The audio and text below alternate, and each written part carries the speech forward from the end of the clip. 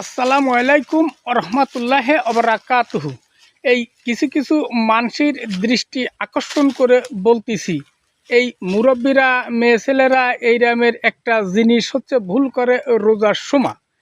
সেই ভুলের মধ্যে একটা ভুল হচ্ছে আজানের মেলা পরে ইফতার করে। এই যে ধারণাটা, এই ধারণাটা চরম একটা ভুল এবং গুনাহ। কারণ ইফতারের সময় ইফতার নিয়ে বসে নাড়াচাড়া করা, এই জিনিসটা আল্লাহ খুব পছন্দ করে।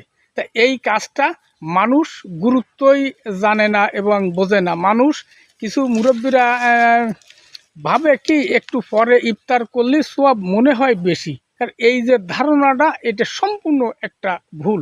কারণ এই ভুলের মধ্যে অধিকাংশ মুরব্বীরা, মেয়ে ছেলেরা, মা বোনরা এই জিনিসটা করলাম ভুল করে। কারণ এই ভুলটা কেউ করবেন না।